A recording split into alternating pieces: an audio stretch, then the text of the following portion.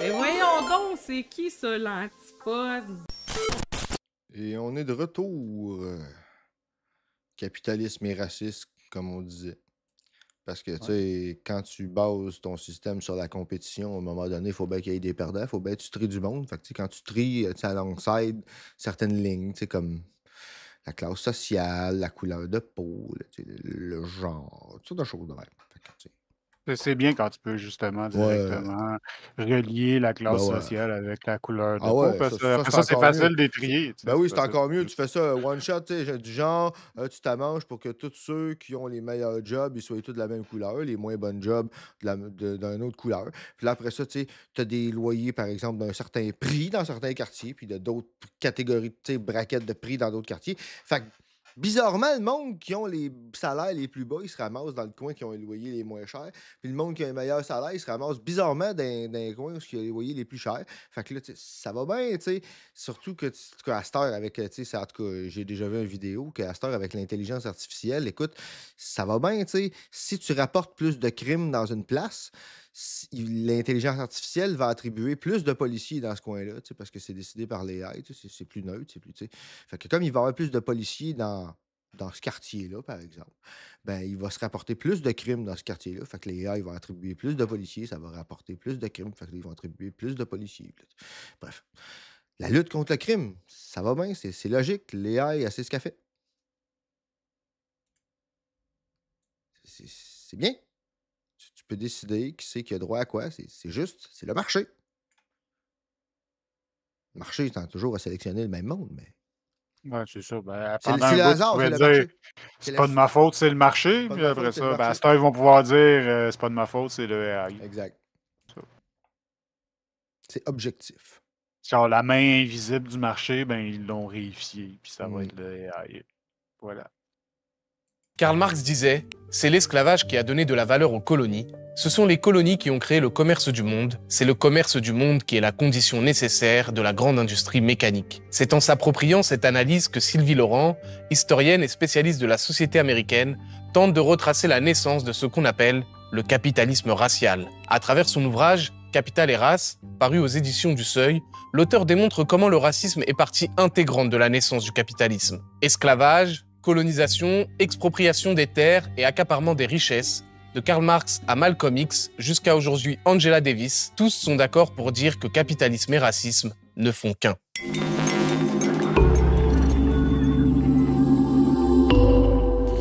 Bonjour Sylvie Laurent. Bonjour. Comme je l'ai dit précédemment, vous êtes historienne et spécialiste des États-Unis.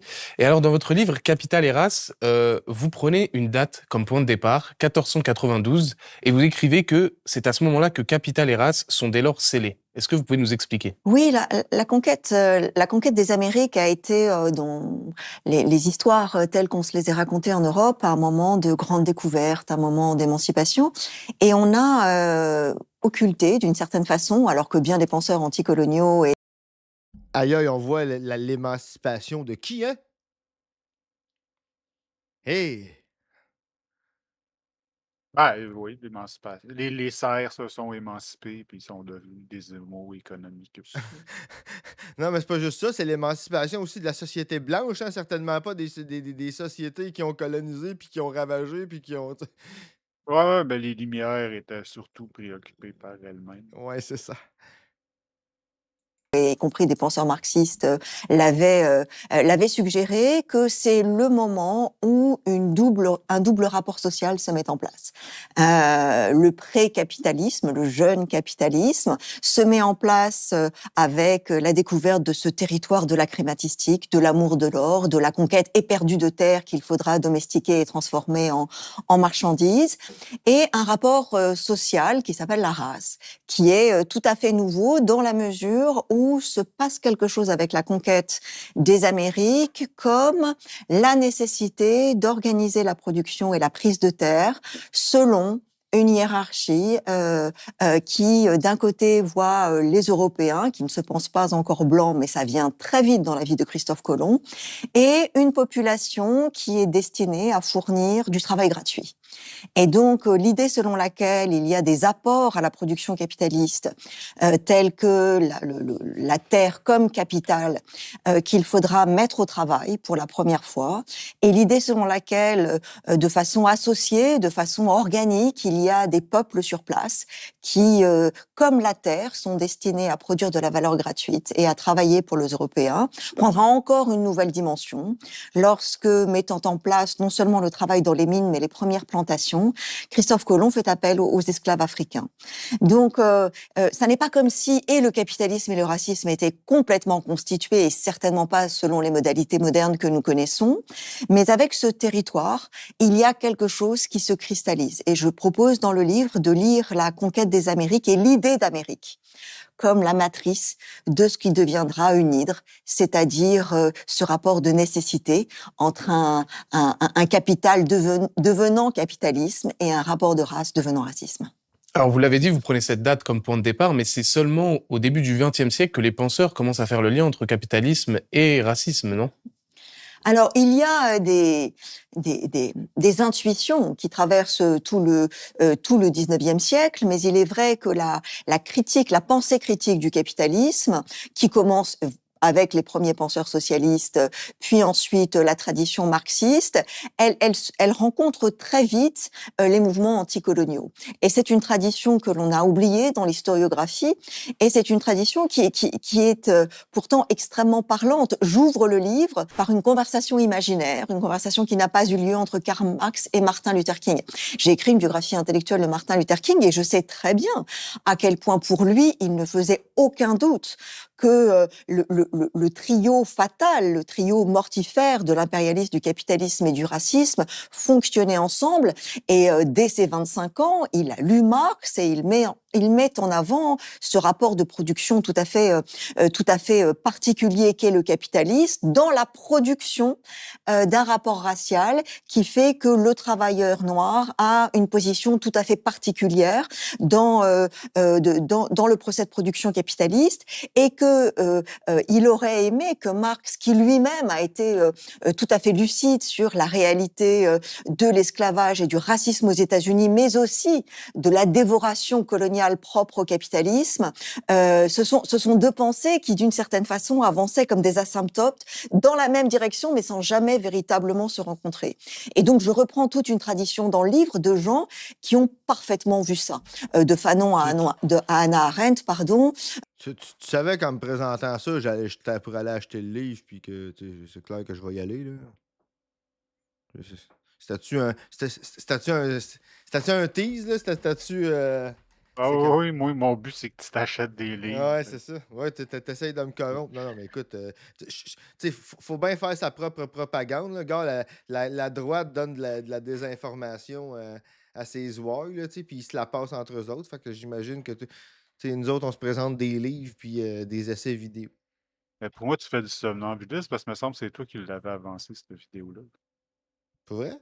Ouais, moi, je le regarde à chaud. Ah, ouais. Ben, moi aussi, là, mais écoute, je me rappelle plus Ah, qui avait trouvé. Bon, ben, écoute, quelqu'un. Ah, ben. Bon, ben, écoute, oui, ça se peut que, écoute, des fois, là, écoute, je passe, puis je fais juste regarder qui l'a fait, puis c'est quoi. Tu sais, comme là, c'est Blast, tu sais, je veux dire. ah ouais, C'est c'est pas inquiétant le fait qu'on le regarde pas à chaud, inquiétant, c'est ça le fait qu'on le regarde à chaud. Fait que des fois, tu sais, c'est juste j'envoie une ça. habitude. Ouais, c'est ça. De Rosa Luxembourg à la tradition sud-africaine des penseurs du capitalisme racial. Donc, ce qui nous apparaît aujourd'hui comme quelque chose de très exotique est en réalité un lieu commun dans la pensée marxiste hétérodoxe venue des périphéries et dans les cercles militants. Mais Karl Marx n'avait pas fait le lien immédiatement entre capitalisme et racisme. Il avait saisi certaines choses, mais il les mêlait pas entre eux, si j'ai bien compris. Marx est une figure qui suscite beaucoup de frustration, puisqu'il y a à la fois Marx et aussi Engels, il faut bien le dire, une très grande lucidité sur, par exemple, certains textes d'Engels extrêmement explicites sur la naissance d'une forme de capitalisme avec 1492. Et Engels explique dans une lettre très importante que cette double appétence pour l'accumulation d'or, cet amour éperdu de l'extraction de l'or, mais aussi la prise de terre telle que la bourgeoisie espagnole l'a rendue structurelle avec la conquête des Amériques, est un point fondateur, un point matriciel du capitalisme. Et que cela suppose fatalement la consommation et l'exploitation de populations qui sont considérées comme structurellement indignes, y compris d'être exploitées par des formes qui deviendront salariales.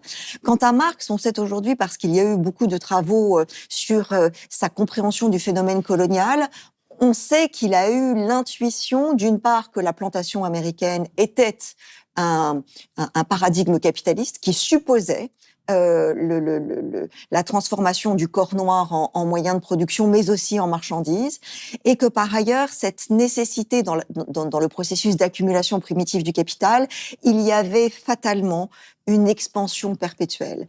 Et donc, ce qu'on appelle aujourd'hui la croissance économique, telle que par exemple des anthropologues comme Jason Hickel ont pu le reconceptualiser, c'est fatalement un rapport inégal entre un centre européen qui est le lieu du capital et de la machine capitaliste en tant que telle, et une conquête, une croissance éperdue sur des périphéries. Or, je le montre dans le chapitre, mais c'est bien connu, vous avez reçu Adam Schatz, les travaux de Fanon nous disent qu'il est impossible d'avoir une logique coloniale sans logique raciale. C'est-à-dire l'idée selon laquelle la terre sur laquelle vivent certaines populations ne sera véritablement mise en valeur. Ça, le thème de la mise en valeur est fondamental depuis le XVIIe siècle, sans que des Européens apportent le capital, les locaux, la terre et le travail. C'est une idée fondamentalement raciale, puisqu'elle suppose que certains peuples sont organiquement incapables de souveraineté sur leur terre et de souveraineté sur leur corps. Donc, lorsque je traverse cette tradition intellectuelle et aussi la réalité du capitalisme historique, puisque finalement, il y a de grandes théories abstraites de ce que serait le capitalisme, de ce qu'il a été, mais dans son incarnation historique, on voit qu'avec 1492, puis ensuite le XVIIIe siècle, le grand âge du mercantilisme a été véritablement le moment où le capitalisme européen prend sa forme, et celle-ci est irréductiblement liée à la logique raciale. Est-ce que vous pouvez revenir plus en détail en quoi les États-Unis sont un peu le fondement de cette hydre entre capital et race, c'est-à-dire à la fois à travers le génocide des Amérindiens qu'ils vont exterminer sur place, à travers la traite de l'homme noir. En quoi sont-ils le fondement de cette hydre? Alors, la raison pour laquelle mon livre s'ouvre sur 1492, c'est aussi...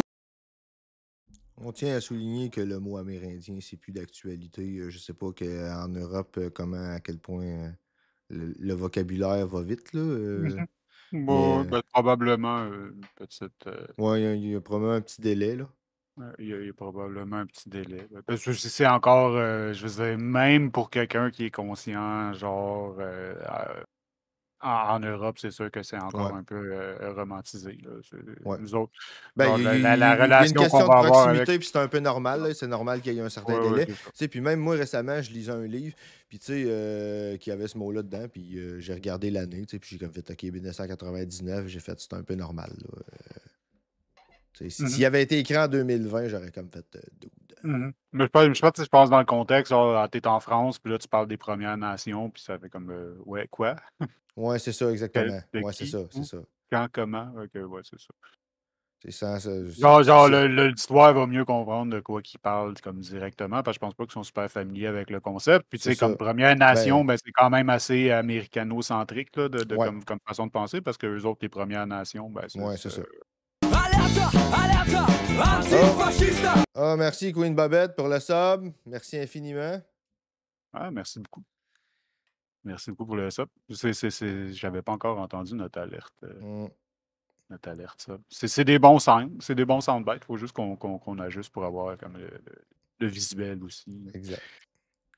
Mais bref, tu sais, moi, tu sais, mettons, je vais dire, tu sais, c'est important que l'information se passe, là, puis que, tu sais, je vais dire, la nomenclature soit éventuellement, je vais dire, respectée en fonction de ce que les gens concernés considèrent comme acceptable, tu sais. Mais ici, je pense qu'on a affaire à une question de délai, là, tout simplement, là, dû à la proximité, là, vu que c'est européen, là. Ouais, c'est ça. parce Ouais. que, avec cette invention de l'Amérique, il y a une matrice intellectuelle. Donc, on en a parlé dans le rapport dans cette espèce de gestation du capitalisme et de la race. Il y a quelque chose de l'ordre du territoire idéal parce qu'il offre une quantité de terre indéfinie, parce que la croissance s'y déploiera sans fin. Simplement, très vite, l'extermination des indigènes et l'esclavage tel que les Ibériques l'ont pratiqué pendant des siècles a mauvaise presse. En particulier lorsque, au XVIIIe siècle, des penseurs du capitalisme tels Adam Smith conspuent ce mercantilisme qui est source de prédation aux Amériques. Et lorsque les États-Unis, l'année de la publication de l'origine de la richesse des nations d'Adam Smith, se fondent, ils ont à cœur de purger le capitalisme, de purger la prise de terre, de purger cette croissance du capital sur un territoire indéfini, en se dissociant de la façon dont les Espagnols ont procédé. Et donc, toute la pensée capitaliste de l'ère libérale vont voir dans les États-Unis un bon capitalisme, un capitalisme exonéré, une nation qui finalement, par ce mouvement d'émancipation nationale, ne sera pas un mouvement colonial, ce qu'il est en réalité, mais sera quelque chose comme l'expression de ce que les Anglais ont toujours voulu faire, c'est-à-dire un empire de la liberté qui apporterait en réalité, par le travail libre, la propriété privée, le droit européen, une forme de capitalisme civilisé.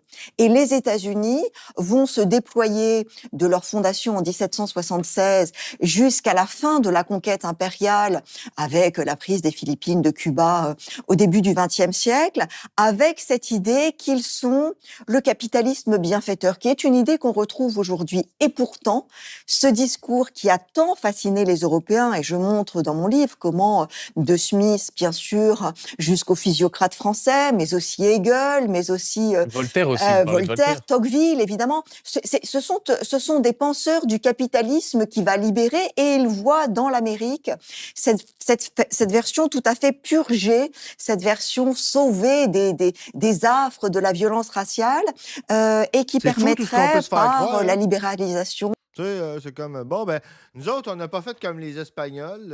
On a tué tout le monde, mais pas de la même façon. Fac. Il y avait juste à se convertir à notre mode de vie, c'est tout. C'est pour ça qu'ils ont disparu. C'est naturel. Ah non, mais C'est il la voulait pas compétition. vivre. Il voulait pas vivre dans la paix, puis Ah, ouais. c'est ça, il voulait pas.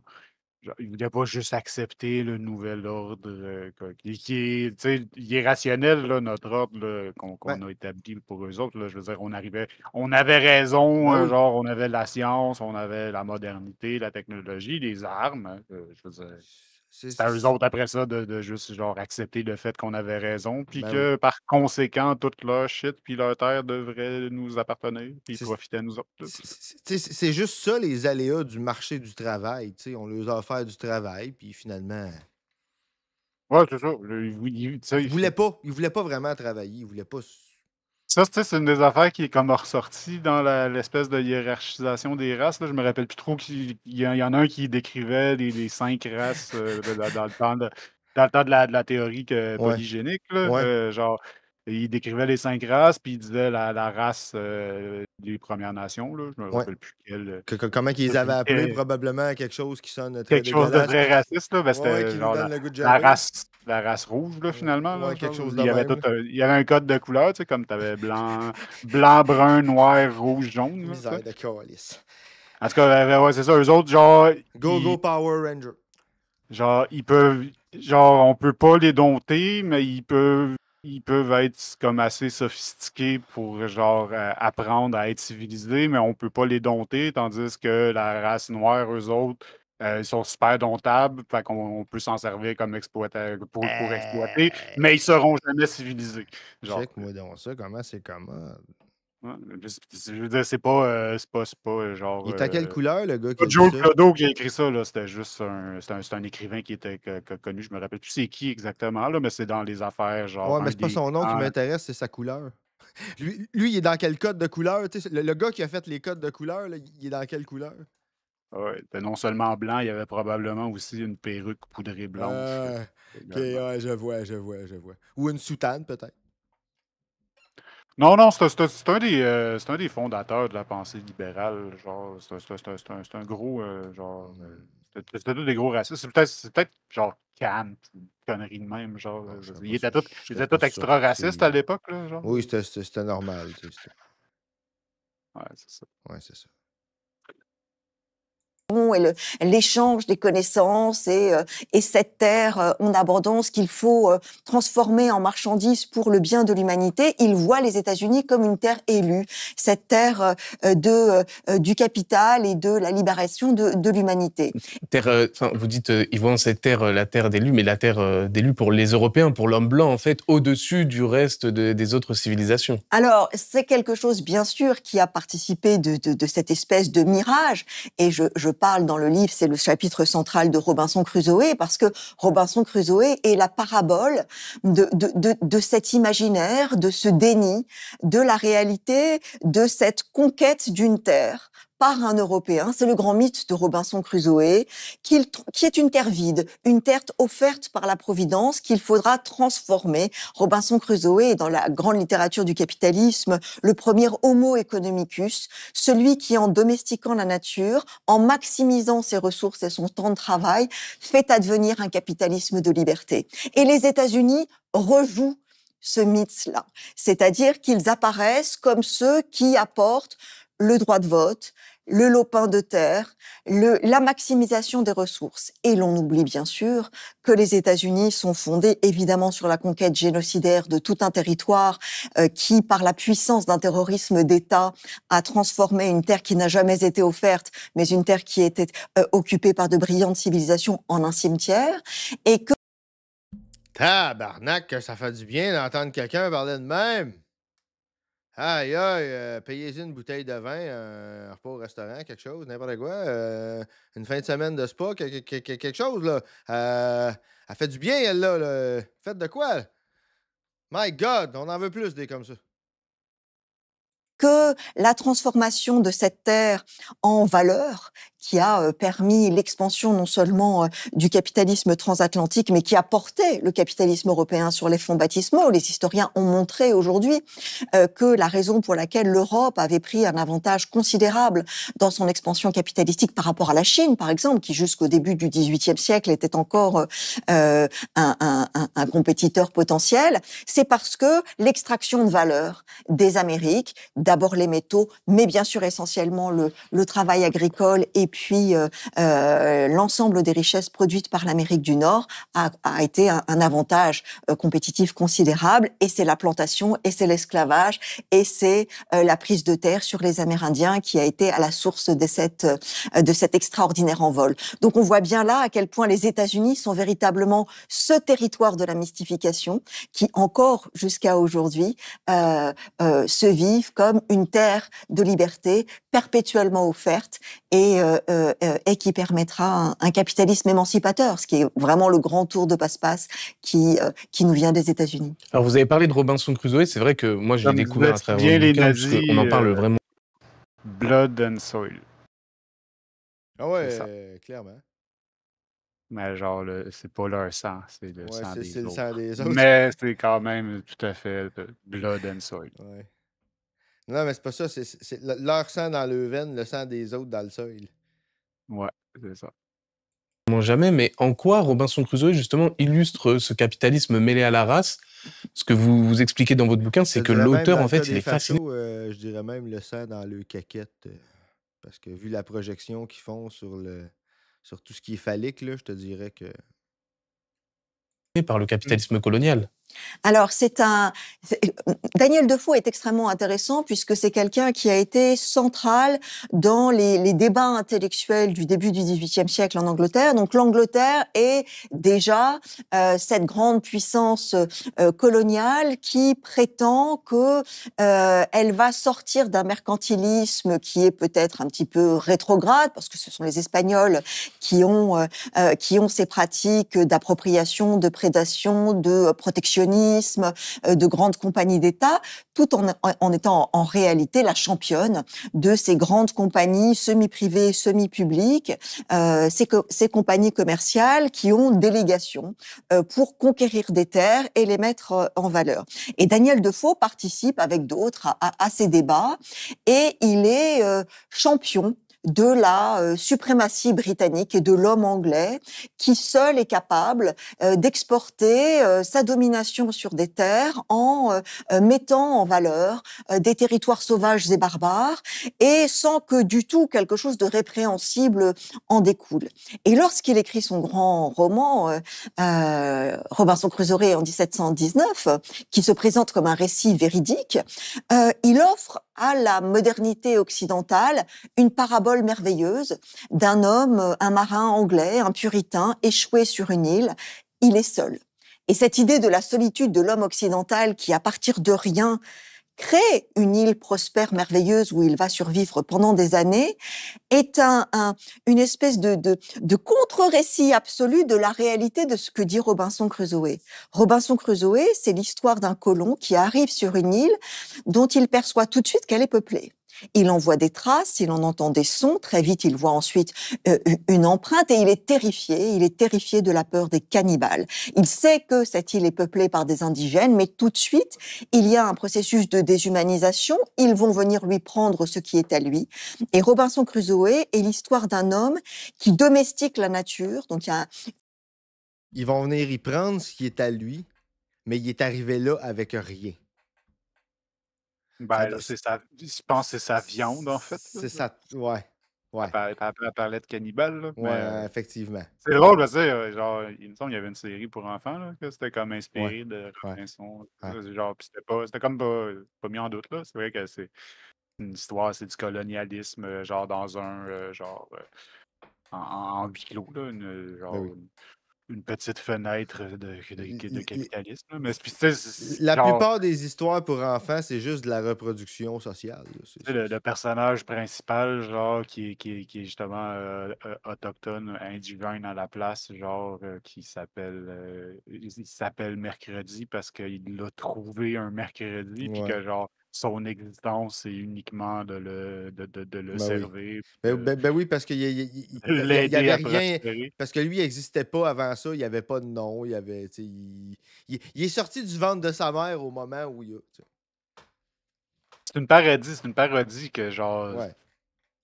Qui était la série à laquelle que je faisais référence, que je regardais, genre Robinson Crusoe. Ouais, je sais c'est quoi. Ouais, je connais la mais série. même si tu fais une parodie, c'est une parodie, c'était pas nécessairement une satire. Faudrait que je retourne là-dessus, voir s'il essayait au moins de la nature. Ouais, non, c'est ça. Quand j'étais jeune, je le voyais pas, mais peut-être qu'aujourd'hui, ça pourrait être intéressant. Ouais, c'est ça. Une éco-critique extrêmement intéressante qui est faite de Robinson Crusoe. Il tue des animaux, il tue les oiseaux, il fabrique une muraille, il prend des années et des années à se construire un mur pour se protéger des barbares. Et lorsque ceux-là arrivent, mettent le pied sur la plage, eh bien, il les extermine. Et c'est un rapport d'extermination aux indigènes qui se met en place. Devais-je tirer sur ces Indiens cannibales, ces sauvages sans foi ni Dieu? Tu ne tueras point, dit la Bible.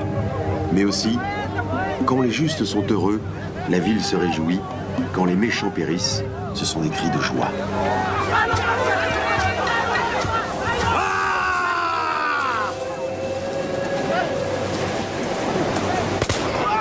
L'un d'eux réchappe du massacre et Robinson Crusoe fantasme immédiatement d'en faire son.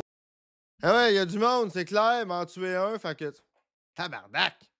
T'sais, sincèrement, là, je me disais ça, là, sans tomber dans une misanthropie crasse, là, me semble là, que moi, là, je serais un extraterrestre, j'arriverais ici, puis parmi les hypothèses qu'il y avait, je parle des hypothèses sérieuses, qu'est-ce qui arriverait s'il y avait des extraterrestres qui arriveraient demain matin, c'est de dire que c'est peut-être pas nous autres qui vont considérer les plus évolués de toutes les espèces sur la planète. Ça se peut qu'ils essayent de communiquer avec un autre, puis que si ça se trouve, c'est peut-être déjà arrivé, on s'en est pas rendu compte, whatever the fuck. Mais ça va nous faire une belle jambe, moi, maudit, s'ils prennent n'importe quel animal dans la nature qu'on a dévasté, puis qu'ils. Ouais, eux autres, tu penses quoi d'eux autres? Ouais, c'est ça. Eux autres, c'est des méchants, ils tuent tout le monde. Mais c'est ça, je me dis, moi, c'est ça, je m'en allais dire. Tu sais, si j'étais un extraterrestre puis je voyais que c'est que nous autres on fait, je fais comme fuck, ils sont bien belliqueux, eux autres. Mais ça, j'aurais tendance à raser nous autres, préserver toutes les autres, puis essayer de communiquer avec, je sais pas moi, les cochons d'Inde. Ils ont rien fait à personne, eux autres. Tu sais, mais me Je semble, veux je dire, regarderais les êtres humains, je ferais comme fuck, ils sont bien dangereux, eux autres. Tu sais, on est belliqueux, là. Je veux dire, on arrive quelque part, mon, on rase tout, on tue tout le mon, monde. mon argument pour les long-termism, là, ceux qui pensent qu'on devrait aller sur toutes les planètes dans l'espace, puis que c'est ça le futur de l'humanité, puis tout, c'est que genre, si on n'est pas capable de se débarrasser ici de nos tendances, de nos tendances à la prédation, puis On est peut-être aussi bien de à rester ici. l'exploitation, puis à la violence, puis tout le kit, on mérite pas d'aller polluer le reste de l'espace, là. Non. On devrait rester ici, puis si d'ici à ce que genre la Terre assez invivable, on n'a pas réussi à se sortir de ça, ben Ben, peut-être qu'on mérite on pas mérite pas de. C'est ça. de survivre dans le futur, là. Exactement. On n'est pas l'espèce élue que certains voudraient bien nous faire croire qu'on est. Là. Si on est trop médiocre pour être capable de faire ça, ben c'est ça. C'est ça le test je vais dire, la seule méritocratie, je vais dire, que je vais reconnaître, c'est celle-là. C'est celle qu'il faut qu'on fasse, qu'on n'a pas le choix de faire face, tu sais, la réalité. Toute la gang ensemble, tu sais, genre, j'avais lu un journaliste, je me rappelle plus qui critiquait les Bolsonaro puis les Trump de ce monde en disant tous les tenants de ceux qui disent qu'il faut qu'on se batte les uns contre les autres pour survivre. Tu sais, ça, on n'est pas capable, là, comme tu dis, de vaincre nos tendances à la violence, puis d'arriver quelque part, puis de regarder nos semblables, puis de juste penser à les exterminer, là. Ben, calvaire, là, tu sais, je veux dire, on se bat contre quoi? Tu sais, on dit que la planète est endettée envers qui? Ouais, c'est ça. Envers Déjà, on est capable de nous-mêmes, tolérer nos semblables, là, tu sais. Ouais. Genre, la différence de genre de couleur puis de style de vie, c'était genre insurmontable. Genre, fait qu'imagine si on tomberait sur des Euh, extraterrestres, là, tu sais. Qu'est-ce Je qui veux dire, arriverait? c'est ça. Il y aurait ceux qui essaieraient de les violer, puis ceux qui essaieraient de les tuer, là. Puis genre, je pense que si on n'est pas capable de passer par-dessus des petites différences entre humains, imagine si on tombait sur une autre espèce. Genre, ça serait pas. C'est ça. Genre, Ouais, on n'est pas capable de paix dans notre état présent, là. Star Trek, c'est une utopie, puis je pense que c'est correct de l'avoir parce que c'est correct d'aspirer à ça, tu sais, je veux dire. Mais je veux dire, si on arrive, tu sais, dans Même l'état appeler ça une utopie, même, c'est beaucoup. C'est de la science-fiction, là. Ouais. De la science-fiction, c'est Non, non, genre. Ça dit quelque chose ouais, sur nous autres ouais. maintenant. Non, mais je veux dire, c'est parce C'est qu'il y a de la. c'est plus que sur le futur, là, tu sais. Oui, mais ce que je veux dire, c'est qu'il y a de la science-fiction, tu sais, on va dire qui va être plus dystopique, puis dans le sens que, tu sais, je veux dire, une espèce de paix de même entre plusieurs espèces extrastellaires, blablabla. Tu sais, dans l'état actuel des choses, là, on croiserait n'importe qui d'autre, là, on chercherait à les exterminer, là, c'est clair, net et précis, il n'y arriverait pas d'autre chose. On se demanderait, on les trouverait bizarres, on se dirait qu'ils sont une menace. Calvaire, là, on est arrivé, là, on a juste vu d'autres êtres humains comme nous autres, là, qui avaient juste pas la même couleur, là, puis... Si, ouais, là, On peut faire une lecture de Star Trek puis de genre l'Alliance Galactique, je me rappelle plus comment ça s'appelle, le Starfleet, la ouais, Fédération, whatever, genre, en tout cas. ouais. On pourrait en faire une lecture beaucoup moins utopiste, là, si on regarde justement certains Oui, je aspects sais, de ça. Là. mais quand même. Considérant en partant que c'est genre un organisme complètement autoritaire puis complètement militarisé, Oui, oui. genre. Puis on voit toutes les histoires juste au travers du frame de genre Non, mais une équipe je parle d'exploration de ce qui est... militaro-scientifique. Là, Ah genre. ouais, non, mais moi, je pense que l'histoire, c'est les deux. Tu sais, c'est autant ça tu sais, je veux dire... une histoire de même, c'est la lecture qu'on peut en faire, on va dire ça de même. Là. Ouais, ouais.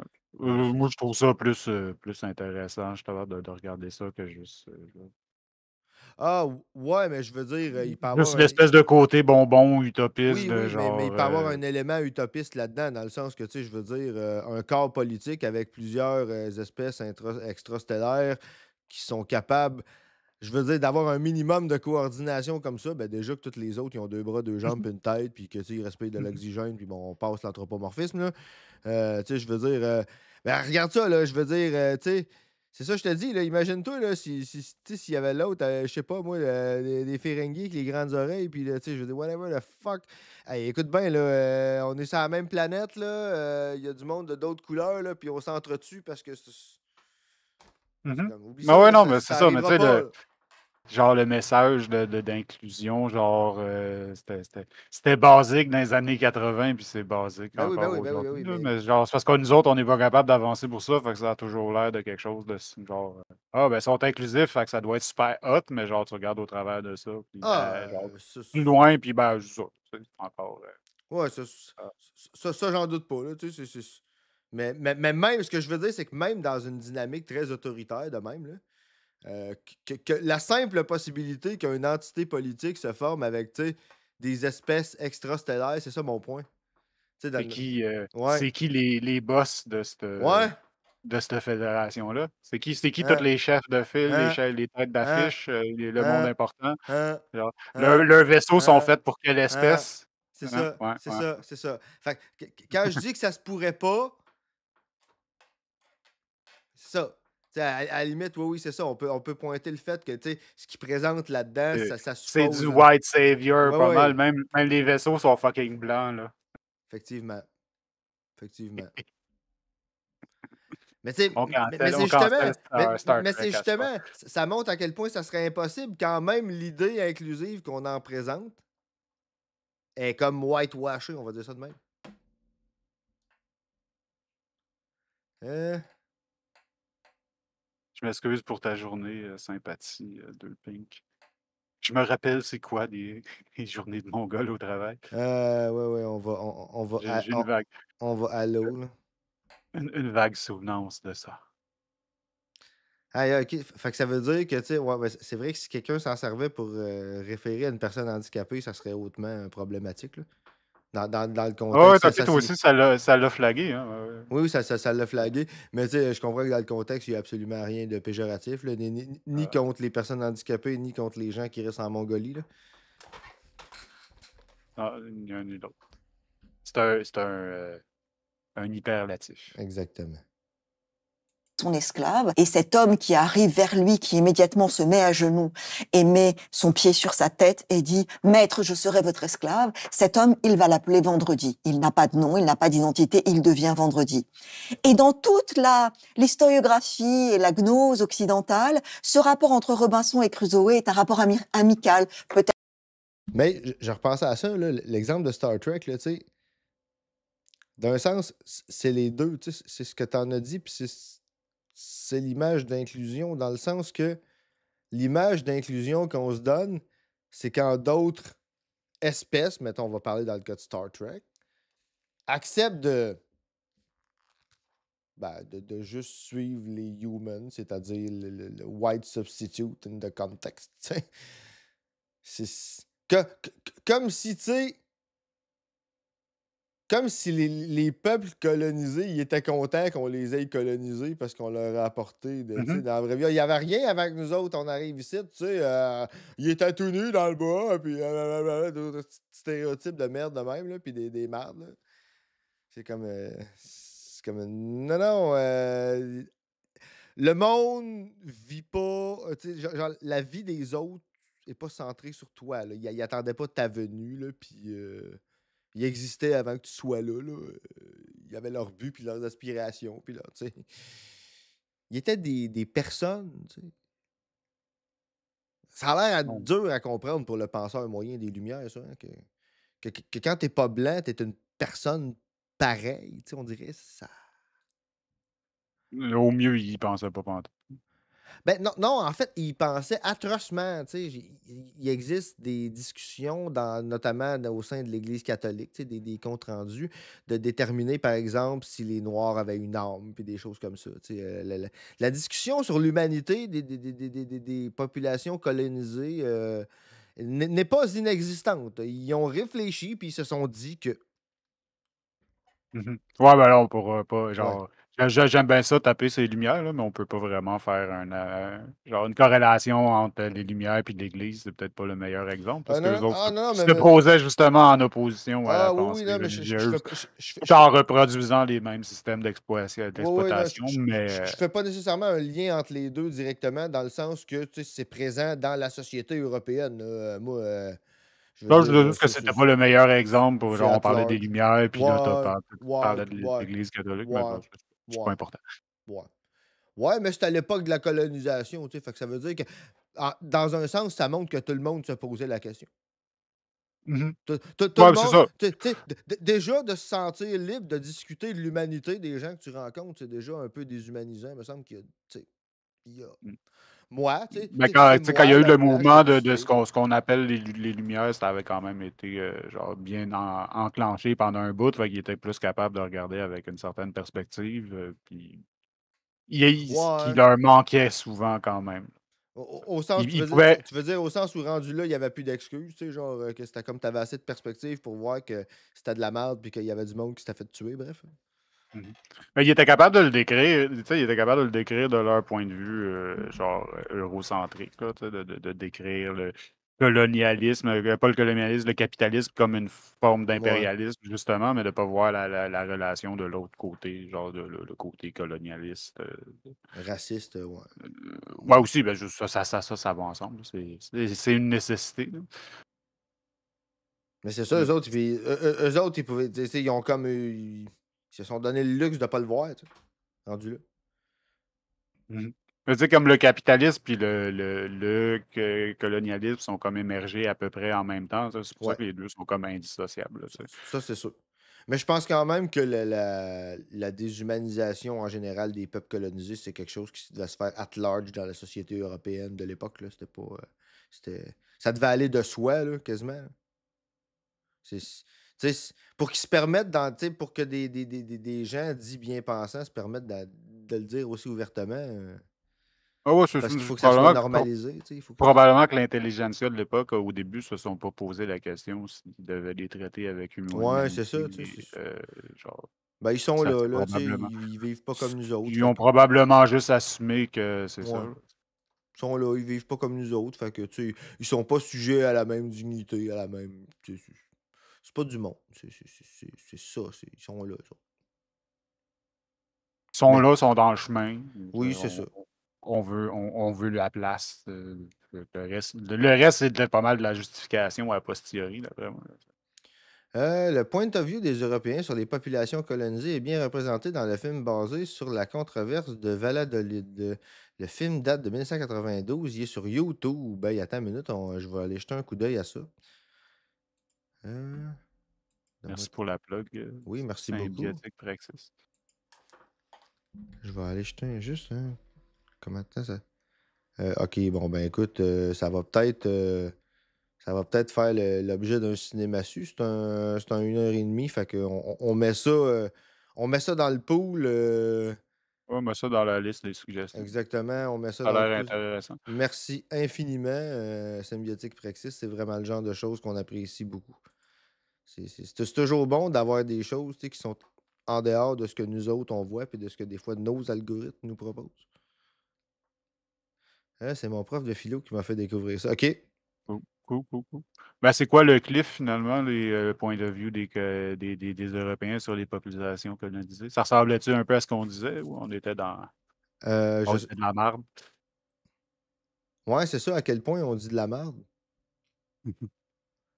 Ah.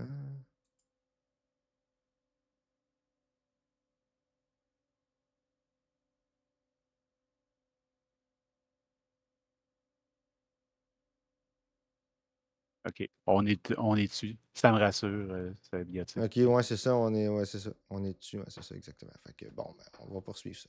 Non, mais c'est encourageant de voir, tu sais, que moi, sincèrement, si jamais je dis de la merde, je veux le savoir parce que, tu sais, je suis conscient que, tu sais, bien souvent, là, on parle d'ailleurs dans le monde, là, comme si nos propres sociétés étaient impartiales, juste pas bien. Ah, les méchants communistes, tu sais, puis le média qui parle de l'État. Ouais, mais tu penses-tu vraiment que toi, ton média, il est pas biaisé par ton économie capitaliste, là? Tu penses-tu vraiment que toi, ton média, il a pas un point de vue, là?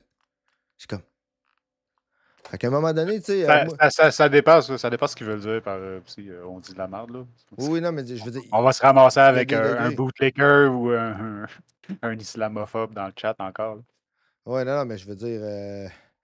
Tu sais, Vous dites de la merde, les gars. le monde, ils nous diront qu'on dit de la merde, mais tu sais, je veux dire. Je te dis pas que je vais croire n'importe qui va me dire que je dis de la merde, mais Ouais, non, c'est je, ça. je suis bien prêt à remettre en question ce que je sais parce que j'ai parfaitement conscience que les médias auxquels je m'abreuve, là, ils sont pas nécessairement plus ou moins neutres que ceux de n'importe qui d'autre. Puis je donne souvent l'exemple d'un antifasciste hongrois que j'avais déjà lu. Il disait, nous autres qui a vécu pendant des années sous de la propagande, on le sait que la vérité, c'est pas l'exact contraire de ce qu'on lit, puis c'est pas la propagande, elle a comme un fond de vérité, mais tout est twisté. On le sait que la vérité est comme quelque part entre les lignes, mais il dit, vous autres occidentaux, on dirait, vous êtes tellement pas habitués de vivre sous des régimes dits autoritaires, que l'autoritarisme est tellement comme caché, subsumé sous d'autres choses, qu'on dirait que vous le voyez pas. Quand vous faites servir de la propagande, là, vous vous gobez comme si il y a comme quelque chose de. Moi, je veux dire, c'est comme que je disais tantôt, là, c'est parce qu'on est familier aussi avec envers cette particularité, cette saveur particulière-là. Genre, on a été groomé là-dedans Mm. depuis notre enfance là, pour croire le monsieur aux nouvelles, puis toute la kit. Là, tu sais, il y a, il y Exact. a- il y a- il y a- il y a un côté genre même émotionnel à ça. Là, genre, Ouais. le- Puis c'est quoi? ironiquement, c'est là qu'on voit que, je me rappelle plus où je lisais ça, mais chaque régime a ses faiblesses, on va dire ça de même. Chaque type d'organisation sociale, politique, tout ça a ses faiblesses, entre guillemets. Puis celle de la démocratie, c'est bien plate à dire, la démocratie libérale, là, ce qu'on entend là, présentement. Là. Puis même, je dirais, beaucoup de formes de démocratie en général, là, c'est d'être vulnérable à la propagande. Parce que, évidemment, quand ton système consiste à convaincre les autres de tes idées, ça se peut que le gars qui dise de la merde, ça soit ton point faible. Je veux dire, il y a de la rhétorique, Oui, persuasion, propagande. c'est ça. Il y a tout un Exact. lien entre ces affaires-là. Là. Peut-être un peu paternaliste, mais c'est le rapport de quelqu'un qui est finalement capable d'amitié, d'empathie avec cet indigène qui est en réalité un esclave, qui travaillera pour lui, qui est efféminé, à qui, pour le civiliser, Robinson apprend les éléments clés du bon capitaliste, la propriété, le travail, la langue anglaise et peut-être même un peu de christianisme. Si on avait des esclaves, quelle belle plantation on aurait. On serait riche. Des esclaves. What? Si on Des avait prisonniers, des si tu veux. esclaves. Venus d'Afrique, de très loin, de l'autre côté de la mer, qui travailleraient pour nous. Et à vie. Des prisonniers pour vie. Oui. Et pourtant, ce livre est la grande Tabarnak, t'es en train de me dire qu'il y a un film quelque part là, qui dit ça, là? Ah oui, carrément. Carrément, là, comme ça. Ah là, non, mais de- c'est un de- classique en plus, le Robinson Crusoe. Ouais, mais je connais pas nécessairement cette version-là. Ben, c'est pas mal ça, la version. Ouais, non, mais je veux dire, j'ai jamais lu le livre. Ouais, c'est ça. J'ai vu différentes On versions connaît, du film. on connaît pas l'original, là, mais c'est ça. J'ai vu différentes versions, je vais dire, télévisuelles, slash certains autres livres pour enfants quand j'étais jeune, mettons. Ah ouais. Mais je veux dire, j'ai jamais vu cette version-là en particulier, puis j'ai pas lu l'original non plus. Mais tu sais, quand ils vont prendre ce genre d'histoire-là, après ça, pour le repasser pour les kids, genre, ils vont juste enlever les éléments les plus odieux, Euh, les plus open, mais genre, les relations, genre, de les relations pouvoir, de les pouvoir, puis mécaniques tout ça, ouais, en c'est arrière ça. de ça, ils restent les mêmes. Là, je veux dire. C'est Mais peut-être qu'il dit donc pas le mot commode. esclave, mais c'est à peu près ça. Genre. Il va dire, si on avait d'autres mondes avec nous, d'autres amis, blablabla. Ah ouais, c'est ça, tu sais, comme même la version parodique là, de Robinson Crusoe, là, c'est le village, c'est tous leurs amis, Ben peu oui. importe, genre, mais c'est quand même la même affaire. Là. Eux autres œuvrent à faire avancer le plot, puis le plot, Ouais. ben, ça donne que c'est à peu près. C'est la vie de Robinson. C'est ça. Bible, non seulement des défenseurs de la grandeur britannique, mais aussi dans l'histoire du capitalisme, et c'est ce qui m'a intéressé, tant de penseurs du capitalisme prennent Robinson Crusoe comme vraiment la matrice du capitalisme. C'est l'histoire d'un homme qui, seul, à partir de rien, invente le capital. Alors, vous expliquez aussi très bien dans votre livre qu'on vend l'idée, à travers ce capitalisme, ce commerce international, que tout ça, ça apporterait la paix dans le monde, ça apporterait l'entente entre les peuples. On efface en fait toute l'oppression qu'il y a des peuples qu'on colonise et on vend l'idée que ça apporterait la paix à travers une espèce de libre-échange. Alors, c'est ce qu'on disait tout à l'heure sur cette période particulière, ce nouvel âge, la fin du capitalisme marchand qui a commencé en 1492. À partir du XVIIIe siècle, en effet, le mercantilisme, c'est-à-dire cette prédominance d'un capitalisme d'État dont on voit qu'il fait retour en ce moment, qui défend une espèce de compétition, une vision agonistique de ce que seraient les marchés et la production de marchandises, elle prend au XVIIIe siècle une voie plus culturaliste avec l'idée selon laquelle, en effet, un nouveau capitalisme expurgé de ses travers précédents apporterait prospérité collective et une forme de civilisation mondiale. Et on retrouve ça aussi bien chez les socialistes que chez les grands défenseurs du libéralisme. Et une fois encore, cette espèce d'illusion est très présente chez Adam Smith. J'accorde une attention particulière à Adam Smith dans le livre parce que c'est incontestablement un penseur anti-impérial. C'est quelqu'un qui est tout à fait critique des errements d'appropriation, d'accaparement des terres et des richesses et qui en même temps est dans un très grand aveuglement quant à la réalité de ce que sont les États-Unis. Il perçoit les États-Unis comme l'expression de ce que pourrait devenir l'Angleterre un jour si elle parvenait à se réformer suffisamment, qui est l'idée selon laquelle ils sont une terre qui apporte à une poignée de sauvages disséminés ci et là une forme de modernité par le droit de propriété et le travail salarié. Et donc, en effet, il y a un effacement de cette logique-là pour l'Amérique du Nord. On est-tu fin? On leur donne des jobs. Ben oui, puis c'est pas juste ça, tu sais, je me dis, à quelque part, il y a tu sais, quand on dit que toute propagande a un fond de vérité, là, un coup que t'es passé avec ta cavalerie, là, puis que t'as tué tout le monde, là, c'est vrai qu'il y en aurait juste une poignée comme ça disséminée un peu partout. Rendu là, personne ne peut dire que t'as menti. Ils font un désert et appellent ça la paix. Exactement. La Pax Americana. Ou Britannica, ou voilà. Tu sais, c'est ça, un coup que tu les as expropriés, que tu as pris toute leur shit, que tu as détruit leur village, que tu as enlevé leur système de commerce intérieur, que genre après ça, ils sont pauvres, là. Ben oui, après ça, c'est toi qui es magnanime de les sortir de la richesse après ça, genre. Ils sont tous pauvres. Tu sais, on les regarde, ils sont pauvres. Pourquoi ils sont pauvres de même? Ils sont misérables. C'est ça. Genre, avant le capitalisme, on était tous pauvres. Ben oui. On avait pas de capital. On n'avait pas de job. T'as pas fait tes devoirs, gars. T'as pas lu mon oncle John. Mon oncle John Locke, qu'est-ce qu'il disait? C'est que, tu sais, avec la collectivité, on va dire qu'avec le fait que le propriétaire, il avait sa ferme, tu sais, s'il employait des travailleurs de ferme, puis qu'il les payait le salaire, on va dire qu'il les payait presque rien, c'était quand même une amélioration de leur sort. Parce que si le propriétaire n'avait pas été là pour leur donner de la job, eux autres, ils n'auraient rien eu pantoute. Fait que si ton boss te paye 1 pièce de l'heure, ben c'est quand même 1 pièce de l'heure de plus que si ton boss n'avait pas été là. C'est pas magique? Hein? Nous ne vivons que par la grâce de nos grands propriétaires. Comme le gars dans l'histoire de Two Pink, là.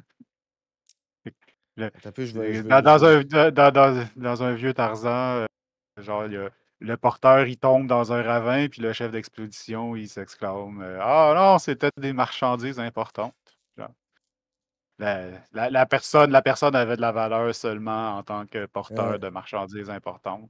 Ouais. C'est ça la perte. Après ça, il dit c'est du trickle-down économique. Wow. Qui a trickle-down le ravin. Attends, le racisme dans les... Je veux juste le lire. Le racisme dans les vieux films, c'est assez décomplexé. Je me souviens d'un vieux Tarzan noir et blanc. Il y a un porteur de marchandises noires qui tombe dans un ravin, puis le chef d'expédition blanc s'exclame oh non, c'était des marchandises importantes. Ouais, c'est ça. Dans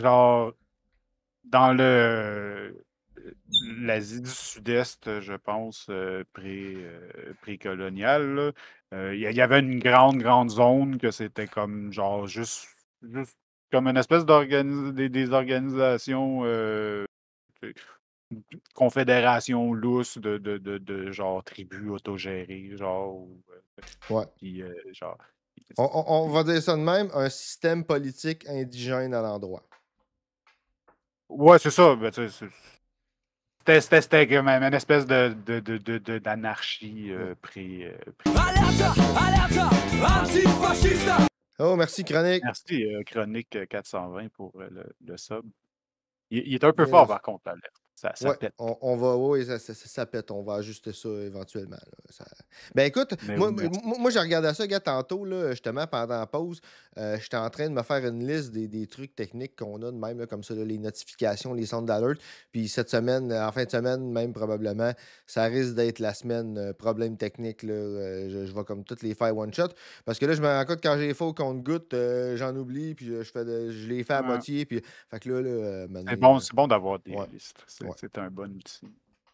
Qu'on continue l'histoire, ça, quand ils sont arrivés là, genre, ils les ont regardés, puis ils voyaient comme, genre, rien qu'une gang de paresseux qui se prélassaient, puis genre, là, il y aurait tellement de potentiel, genre, dans cette région-là, s'ils étaient juste capables de s'organiser en, genre, comme nous autres, là, avec des boss, puis des, genre, tu sais, ils faisaient juste traîner, puis en tout cas, genre, dans cet extrait-là, genre, il y a une des phrases qui dit, genre, puis comme, on pourrait en faire quelque chose.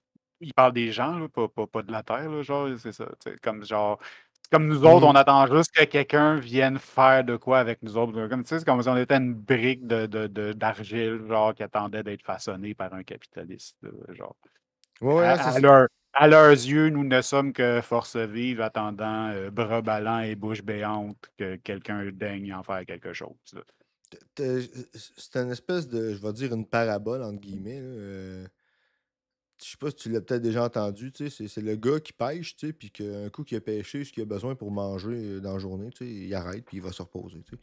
Là, t'as le gars qui arrive, ben voyons, pourquoi tu te reposes? Il dit, ben parce que j'ai fini, tu sais, j'ai pêché ce que j'avais besoin. Ben voyons donc, il dit, tu sais, il te reste plein de temps dans ta journée, il dit, tu pourras pêcher, vendre ton excédent de poisson, puis éventuellement, t'acheter un bateau, tu sais, puis pêcher plus de poissons, avoir des employés, puis tout ça, tu sais, puis, tu sais, je veux dire, puis le gars, il dit, ben pourquoi je voudrais faire ça, tu sais? Ben, il dit, parce que là, tu sais, il dit, ton entreprise, elle grossirait, elle prospérerait, puis là, tu sais, à un moment donné, tu pourrais finir par te retirer, puis, tu sais, avoir juste des bateaux tu sais, qui pêchent pour toi avec des employés, puis faire de l'argent sur ta compagnie, puis là, tu pourrais, tu sais, tu sais, tu pourrais t'arrêter puis profiter de la vie, tu sais. Puis là, il dit, mais qu'est-ce que tu penses que je suis en train de faire? Hey, salut Bob Proton, soit dit en passant. Eh bien, le bonsoir, Bob Breton. Ouais, c'est ça, unexploited potential. Ben oui, mais je suis obligé de, tu sais, pousser C'est ça ça. jusque dans ses derniers retranchements. Tu sais. Excellent compte, Bob Breton, unexpected potential. On parlait de l'usine de plastique en Floride pendant l'ouragan aussi, ouais, c'est ça. J'ai pas vu, moi, la suite de cette histoire-là, C'est quoi genre, cette mais histoire-là? tu sais, du monde, genre, ils se sont fait dire pendant l'ouragan, je pense que c'était le premier des deux, là, Hélène, en tout cas, ils Ouais, se sont fait dire de, genre, rester à leur job. Et tout, on a du plastique à faire, nous autres, ici, fait que non, tabarnak. non, tu restes là. Ils sont morts, ouais, ça, je le Ben ouais, savais qu'ils sont morts, mais je sais pas s'il y a eu comme des recours de quelque chose ou s'il va y avoir des conséquences, genre, c'est de la sacrément. fucking négligence Ben criminelle, là, je genre. sais pas, Ah hein. ouais. Genre, j'ai beau être abolitionniste, genre, pendant qu'on a des prisons, je veux les voir dedans, là. Ouais, ouais, non, c'est ça. Alors même que les Européens, qui à la fin du 19e siècle accaparent l'essentiel de l'Afrique et de l'Asie, défendent cette idée que contre l'esclavage qui est tout à fait barbare, contre la prédation violente qui est tout à fait barbare, Fait qu'au lieu de les loger puis de les nourrir, on va leur donner juste assez d'argent pour qu'ils puissent se loger pour se nourrir maintenant. Ils vont être libres. on va substituer une colonisation douce qui, par le droit de propriété, le travail rémunéré dans les plantations et une forme d'organisation plus libérale, ce capitalisme accapareur de richesses prendra un visage plus humain, prendra un visage davantage conforme aux idéaux des Européens. Et donc, on est dans un nouveau régime d'intrication entre le capitalisme et la race, puisque ceux-là même qui se présentent comme des anti-esclavagistes conservent la plantation comme matrice Ils conservent leur supériorité, en fait. et il conserve également le rapport fondamental, qui est un rapport inégal d'échange entre le centre européen et la périphérie, avec comme principe essentiel le vol du travail gratuit qui vient du Sud et le vol de terre. Et jusqu'à aujourd'hui, avec le nouvel extractivisme, qui rappelle beaucoup les premières années de l'âge mercantile et notre ami Robinson Crusoe dans les mines d'argent, il y a cette idée selon laquelle c'est à moindre coût que ce travail semi-gratuit et que cette nature qui est mise au travail sera incorporée au processus de production européen, qui pourra se targuer de ne devoir son succès qu'au travail tout à fait organisé dans les usines de Grande-Bretagne ou d'Europe continentale. Donc il y a toujours cette espèce d'effacement du soubassement impériale et coloniale, et lorsque les enfants de ces empires arrivent en Europe, parce que l'immigration est aussi le produit du capitalisme, à la fois parce que, bien sûr, les sociétés ravagées aux périphéries de l'Europe laissent une main-d'œuvre qui cherche à s'employer, mais aussi parce que, plus récemment, l'âge néolibéral produit un surplus de population dont les conditions de vie ont été rendues impossibles, a fortiori avec les crises climatiques, eh bien, ce surplus de population, c'est aussi une nouvelle forme de racialisation qui est le fruit du capitalisme. Et donc, cette fois, tel Robinson Crusoe, il faut à nouveau ériger des murs pour se jouer des différents statuts de travail entre celui qui a ses papiers et celui qui ne l'a pas, celui qui peut être exploité légalement et celui qui sera exploité au noir. Donc toutes ces matrices se réinventent. Bien sûr, le racisme du XVIe siècle n'est pas celui d'aujourd'hui. Le capitalisme a connu différentes configurations et il ne s'agit pas de dire que c'est évidemment la même chose, mais il y a une structure longue. Et la structure longue, c'est que il n'est de pensée critique du capitalisme sans une prise en considération de cet autre rapport social qui lui est inhérent, qui est celui du principe de race. Et donc, à ceux qui ont prétendu que, par exemple, le néolibéralisme ne faisait de distinction aucune selon le genre, la race ou l'origine, on peut dénier justement cette longue histoire des manifestations capitalistes dans l'histoire. Est-ce que là, tout ce que vous venez de dire pour la France s'illustre parfaitement lors de la conquête coloniale de l'Algérie ? Alors, sur la conquête coloniale de l'Algérie, il y a quelque chose qui est assez intéressant. Une fois de plus, étant américaniste, je braconne assez peu sur les terres de mes collègues historiens du colonialisme français. Mais ce qui m'a tout à fait frappé, c'est de voir à quel point les grands libéraux des années 1830 sont tout à fait favorables à la conquête de l'Algérie, avec cette idée que l'on allait civiliser les barbares par le droit de propriété et que le modèle de la plantation, ce grand modèle américain de la plantation qui est par essence un modèle racial, pouvait être installé sur les pourtours de l'Algérie pour apprendre finalement aux indigènes à se servir de leurs terres. Et il est parfaitement documenté, en particulier comme en Kabylie, on a usé de la pratique de la dette pour s'approprier des terres et pouvoir faire des systèmes crypto-plantationnaires à la faveur de la venue des Européens. Mais quelqu'un comme Tocqueville, par exemple, qui est le grand théoricien de la démocratie américaine, sera capable de dire que cette grande expérience américaine devrait se méfier de l'importance de la question indigène et de la question raciale, bien qu'il soit loin de percevoir à quel point elle est essentielle, et dans le même temps un grand avocat de la conquête de l'Algérie. Il y a une certaine forme de point aveugle qui demeure, et on le voit en particulier dans la relation écrite entre Gobineau et Tocqueville, qui sont très proches, qui participent dans cette espèce de... Aïe, aïe, ça, c'est une bombe, ça? De quoi, ça? Alexis de Tocqueville, puis Joseph Arthur de Gobineau. OK. C'est deux personnes que je connais pas, mais... OK. Quand j'ai suivi mon cours juste pour te donner une idée, quand j'ai suivi mon cours d'idéologie politique au Québec, que tout le monde appelait Philo 4 parce que c'était le cauchemar de bien des gens, moi je trouvais ça plutôt intéressant. Il existe plusieurs penseurs qui sont comme considérés les pères de certains éléments clés de la démocratie libérale moderne. t'as Tocqueville, de mémoire, je me rappelle plus si c'est la balance ou la séparation des pouvoirs. C'est un de ces deux-là. OK. Puis c'est ça, dans ce temps-là, il appelait ça un sociologue, là. Un sociologue français, on va dire un philosophe aujourd'hui, tu sais. Français, tu sais, qui examinait la création de la Constitution américaine, puis qui en a déduit qu'il avait intégré tel puis tel élément, puis en tout cas, bref.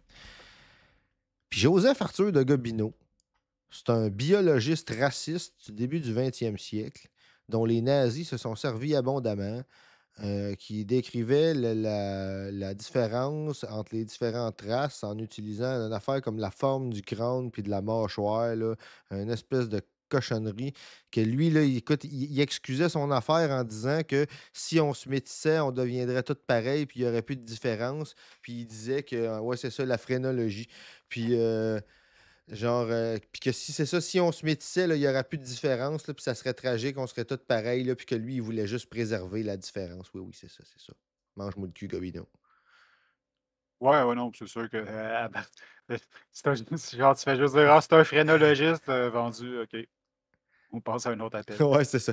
Non, mais tu sais, je veux dire, quelqu'un d'aussi influent là, que Alexis de Tocqueville, que tu me dis, son chum, c'est un Gobino, tu fais, OK, c'est bon.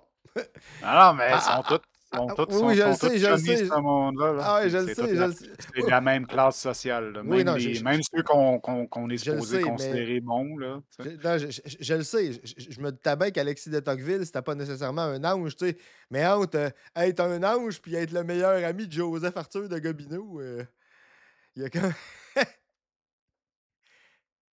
De culturalisation du racisme. Le racisme est très mal, mais la supériorité de la culture et de la civilisation européenne, on en parle très tôt, et l'idée d'une mission civilisatrice qui ne serait pas du tout raciste commence à devenir un lieu commun, et on l'entend bien sûr tout au long du 19e et du 20e.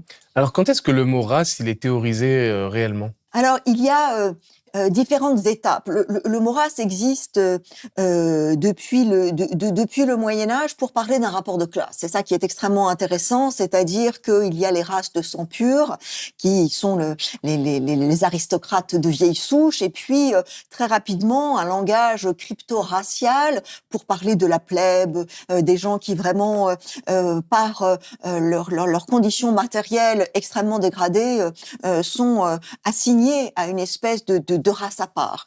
Et puis, c'est avec certainement l'Espagne médiévale, cette même Espagne dont partira Christophe Colomb le Génois pour conquérir les îles de la Caraïbe. Il y a quelque chose qui se passe avec une loi sur la...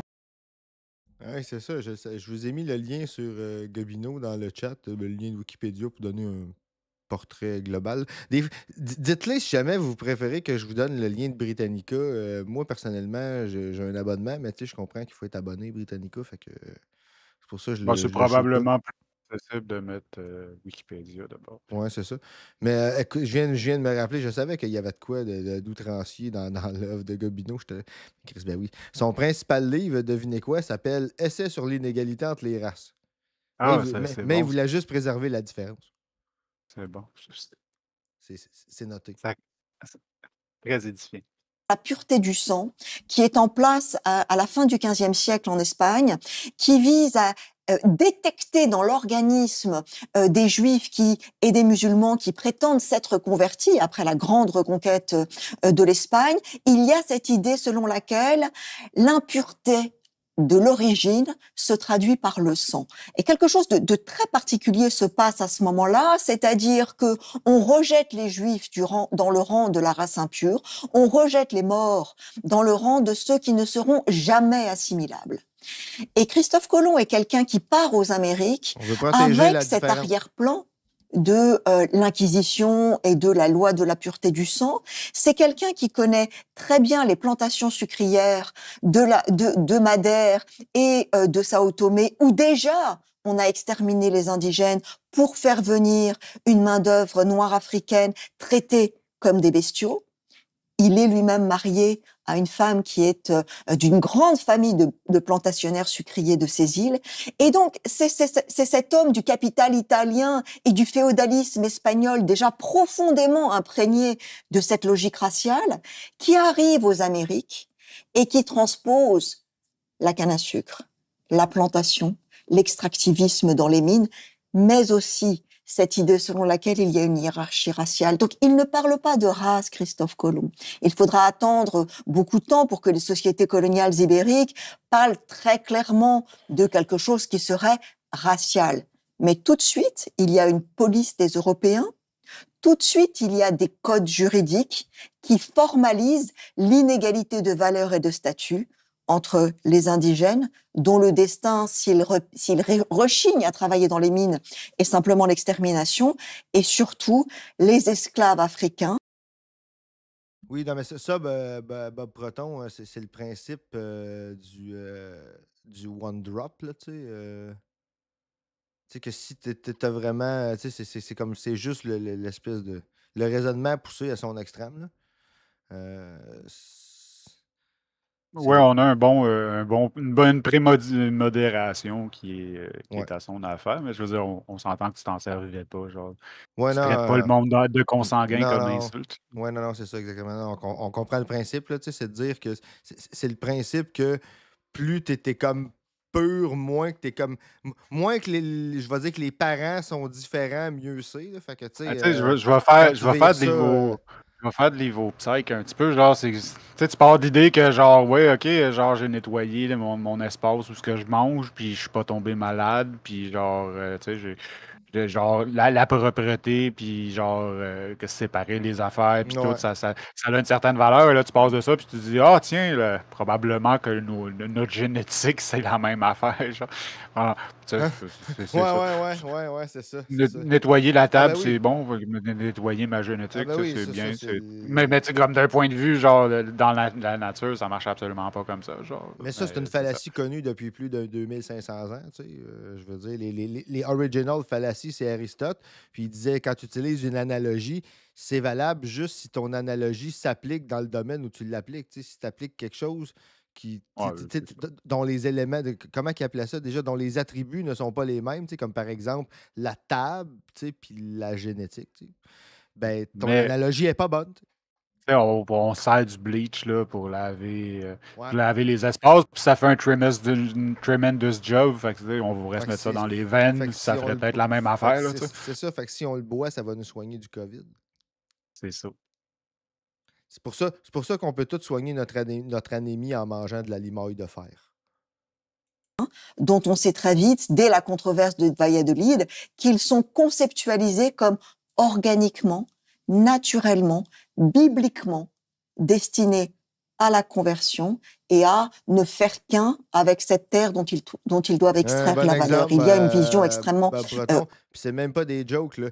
Tu sais, il existe des. Vous pourrez chercher ça sur le net, là, des compendiums de vieilles annonces racistes puis sexistes là, qui passeraient plus jamais. Là, tu sais, des affaires comme c'est toujours mal de battre sa femme, puis mon savon blanchit même les noirs. Puis je te dis, là, c'est absolument épouvantable. C'est absolument atroce. Là. Ce que tu dis là, c'est même pas un mythe. Là.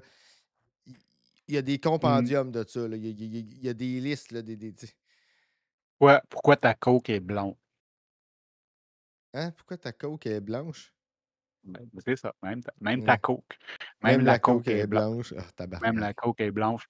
C'est pour ça que Hein? genre, c'est un argument, genre, ben, c'est pas nécessairement un argument, là, mais je pense que Ouais. c'est comme un peu, genre, c'est telling, là. Genre, je me rappelle plus, c'est pas la coke en réalité, c'est le sucre, genre, mais tu sais, Ouais. le sucre, c'était genre un symbole de richesse, puis tout le kit, genre, Ouais, puis mais le il sucre, c'est une était drogue. hyper raffiné parce qu'il était blanc, fait que là, tu te crissais ça sur une Hmm. table, un beau gros, genre, Ouais. un plat de sucre blanc, tout le kit. Je pense que c'est dans. Non, pas ton coke, ta coke. Ouais, c'est ça. Ben, ça se peut que t'en aies pas, là, en ce moment. Bob Breton qui dit en Chine, il y a encore des annonces de Bleach avec cette référence. My God. Non, Euh, mais genre, on fait des blagues, là, mais pendant un certain moment, genre, pendant le capitalisme, puis le colonialisme, puis genre l'espèce de rush de genre l'expansion de la blancheur, là, je pense dans les années victoriennes, genre, toute le kit, genre, ils battent vraiment sur le blanc, là, genre, Ouais. fallait que tout soit blanc. Puis genre, c'était pas juste, ça n'a pas juste à donner de même, là, c'est pas juste parce qu'ils trouvaient ça beau que tout Ouais, soit c'est blanc, ça. là, tu sais. J'ai pas fait autant de biologie qu'Ian Becker, mais je me souviens dans les cours de taxonomie, on nous exposait le fait que c'était une discipline excessivement complexe et vraiment pas statique parce que justement, c'est difficile de diviser le vivant en différentes catégories avec les connaissances scientifiques qui s'approfondissent. Juste le concept d'espèce est extrêmement difficile à définir. Ouais, c'est ça exactement. J'ai regardé un truc récemment sur l'évolution qui allait un peu dans le même sens, tu sais, qui montrait comment que les différents modèles de l'évolution, tu sais, de la linéaire, poche, tu sais, à ce qu'on a aujourd'hui, ça a évolué parce que justement, tu sais, c'est de plus en plus complexe puis difficile. Puis euh, je bois pas ça de la coke.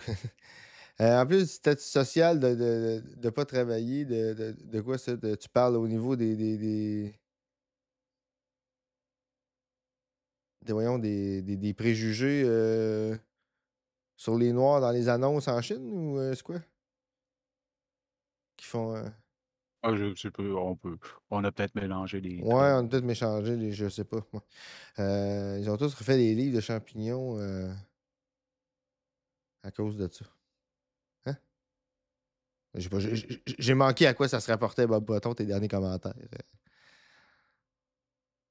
Ah non, mais moi, il y a un bout que genre, je veux dire, même d'être bronzé, c'est un symbole de. C'est un symbole voyons, de Ah prolétarianisme, oui, là. oui, oui, ok, oui, C'était oui, ça, genre. dans le sens que oui, oui, si t'étais bronzé, c'était signe que tu travaillais à l'extérieur, donc que t'étais un prolétaire, puis que si t'étais pâle, c'est parce que tu pouvais te permettre de, tu sais, C'est comme l'expression l'origine de ouais, l'expression redneck, c'est ça aussi, là, genre, ouais, c'est ça. c'est pour ça que genre pas juste d'être blanc, mais genre d'être blanc pâle pendant un bout, ben ça signifiait ton opulence, puis ton genre. Oui, puis c'est pas juste ça, même les, tu Mais, sais, mais ça s'est répété même dans certaines tribus, genre qu'ils vénéraient genre d'être vraiment, vraiment pâle versus, tu sais, il ouais, était pas blanc, là, mais genre, euh, je me rappelle plus, j'ai vu ça dans un ok. Rare Earth. Puis, oui, puis il n'y a pas juste ça aussi. Même, tu sais, tu regardes tout ce qui est considéré comme chic, même encore aujourd'hui, tu sais, qui est comme juste une version moderne de certaines, des fois, certaines tenues du passé, entre guillemets, là, tu sais. Euh, Tu sais, on dit c'est souvent pas confortable, pas commode, pas ci, pas ça. Bien souvent, là, je sais qu'il y a une époque, me semble, c'est victorienne ou peut-être un peu avant, où ce que avoir des vêtements qui étaient comme beaux, mais pas commodes à porter, tu sais, que tu pouvais pas tu sais, difficilement faire les choses, c'était un signe de statut puis d'opulence parce que ça signifiait que tu pouvais avoir des servants pour faire ces choses-là chiantes, que tu t'imposais toi-même d'avoir de la misère à faire, entre guillemets, à cause de tes vêtements qui servaient plus d'apparat que je vais dire, Ouais, ouais, que ouais. practical, là, tu sais. Avant la production de masse, genre, de montrer des affaires avec ben des fioritures, puis ben C'est ça. genre, Exact. de l'artisanerie, puis tout le kit. C'était vraiment un symbole d'opulence, là. Genre, genre, avoir une peinture, genre, c'était ça, genre, avoir n'importe quoi, genre, tes mosaïques, tes boiseries, tout ça, c'était des symboles d'opulence, là, tu sais. Oui, oui, oui. C'est pas nécessairement parce que tu trouvais ça beau, là. Fait que les affaires étaient comme hyper ouvragées pour montrer que les affaires étaient ouvragées, là, tu sais. Exact. Oui, puis Bob Breton qui dit qu'il se mettait même du plomb dans la face, ben oui. Comme l'obésité, être dodu est un turn-on parce que ça signifiait que tu avais du cash, ouais. Ouais, ça aussi. Organique, matérielle, À travers le corps. subhumaine, à travers le... Hein,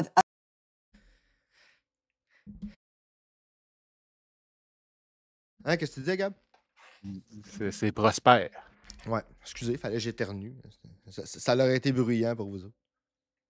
à travers le corps noir qui deviendra aux Amériques non seulement un moyen de production, mais une marchandise, puisque les esclaves sont échangés, sont achetés, font l'objet d'une spéculation, qu'il y a des produits financiers vendus dans les bourses de New York ou de Londres, qui sont d'une certaine façon des investissements sur le corps des esclaves, qui sont ensuite transformés en actions, et les actionnaires européens peuvent acheter virtuellement le corps des esclaves. Et donc, il y a tout un travail sur les bourses, sur la main-d'œuvre, sur les ventes. Donc, il y a en soi un capitalisme de l'esclavage qui a été complètement redécouvert depuis quelques années par une tradition historiographique qu'on appelle la nouvelle histoire du capitalisme, qui montre à quel point Non, attends, non, tu comprends pas. Elle l'a dit tantôt, là, le nouveau capitalisme, là, il est humanisé.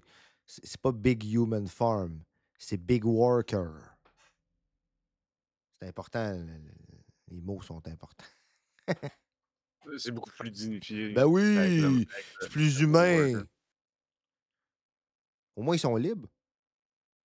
Ça a été là aussi complètement sous-évalué dans l'histoire du Même capitalisme. quand on abolit l'esclavage, c'est toujours pour enrichir les propriétaires, parce qu'on les dédommage à hauteur de grosses sommes d'argent. Alors c'est très intéressant cette histoire de dédommagement. Hein. On voit aujourd'hui à quel point Haïti s'enfonce toujours davantage dans une espèce de tragédie historique qui commence avec le fait que cette société qui a été créée pour être une plantation par excellence et n'être que cela, avec l'extermination des indigènes, une importation massive de main-d'œuvre africaine, mais une population qui se révolte et qui chasse les propriétaires des plantations, à ce moment-là a scellé son destin, puisqu'y compris, on l'a condamné à verser, pour prix du dommage subi par les plantationnaires européens, une dette perpétuelle. Et donc ce néocolonialisme de la dette que les penseurs haïtiens, mais aussi sud-américains ont conceptualisé depuis longtemps. What?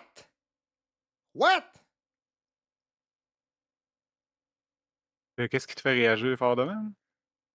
Attends, es-tu en train de dire qu'à son indépendance, là, Haïti a acquis la dette du fait de s'être révolté? Ben ouais. Ben, je veux dire, les réparations, les réparations à leurs oppresseurs. Ouais, absolument. C'est pour ça qu'ils sont encore dans la merde aussi, là. Genre, ils sont partis dans le trou. Mais j'imagine ça a dû être la condition qu'ils ont dû. Non, mais un esclave, ça vaut cher, là. Ça valait super cher, un esclave, là. C'était plus que le prix d'un char, là. Genre, je le sais. Le prix d'une maison, même. Là. Non, Bob Proton, je savais pas ça. Ils l'ont eu sale depuis le début en tabarnak à Haïti. C'est pas pour ça, c'est pas pour rien qu'ils en arrachent encore aujourd'hui. Non, mais je veux dire, y a-t-il quelqu'un qui veut m'expliquer que... Ouais, mais les créanciers, là, c'était les mêmes personnes que ceux qui faisaient le colonialisme. Genre, fait que c'est comme, OK, je vais te laisser ta liberté, mais il va falloir que tu me payes toi-même l'argent que j'ai perdu quand tu t'es libéré. Là. Sinon, la guerre, elle finirait jamais. Ouais, c'est ça. Mais ils l'ont perdu, là, mais... Ouais, ça serait fait wiper, tu sais, c'est ça. Tu sais, les premiers mouvements pour l'abolition de l'esclavage aux États-Unis avant la guerre civile, là, c'était considéré que ça allait inclure une compensation pour les propriétaires d'esclaves qui laisseraient partir. Là, c'était ça qui était préconisé par, c'était les républicains là, à l'époque, le parti d'Abraham Lincoln, puis tout, avant la guerre civile, c'était ça qui était préconisé comme façon de sortir de l'esclavage. On va juste les payer. On va les payer pour la valeur qu'ils perdent en laissant partir leur esclave. Ça coûte cher. Ouais, mais... Attends, comment ça s'appelle, notre régime politique, déjà, Gab? Peux-tu me rappeler? Démocratie. Ouais. Tout à l'heure, on parlait de outliver ses ennemis, là, tu sais... Comme le Hot Syndicate, là, ouais. Ça me semble, je sais pas, j'entends ça, puis je me dis, tu sais, comme forme de gouvernement, ça me semble les Italiens, ils ont un mot pour ça. Ça me revient pas. Ah oui, la mafia. C'est un peu cliché, mais je veux dire que l'État, c'est une grande mafia légalisée. Ben, je sais pas. Des fois, là. Ben, je sais pas, hein. Mais si tu veux pas être mon esclave à vie que je vais t'ordonner, tu vas faire tout ce que tu veux, va falloir que tu me payes.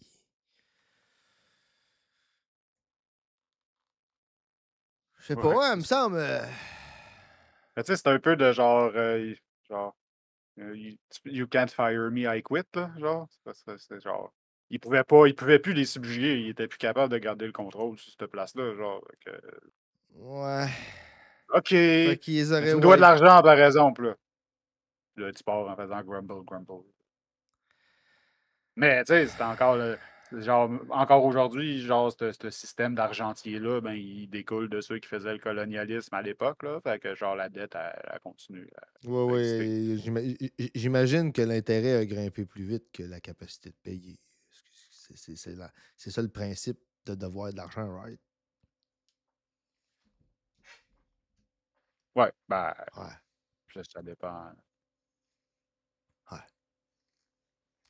Tu sais, des fois, il est mieux qu'ils te le donnent en cash, que tu leur payes en cash que d'accumuler les intérêts parce qu'ils ne peuvent pas vraiment savoir ta solvabilité à long terme. C'était Ah, probablement plus ça l'histoire avec ah, Haïti, là, genre, parce qu'ils ouais, ouais. croyaient pas que ce pays-là pourrait se développer sans leur, genre, Ah, sans être exploité par des Blancs, justement, genre. ouais. Fait que, il y a pas de solvabilité à long terme, là. Fait que c'est genre, paye-moi là ou meurs, là. Ouais. Fait que c'est quoi, ils ont payé là, puis... Ben non, non, ils sont juste, genre, ils étaient plus capables, quoi, genre, je pense ils ont juste quitté leur camp, mais ils genre, levaient de l'argent, là, genre.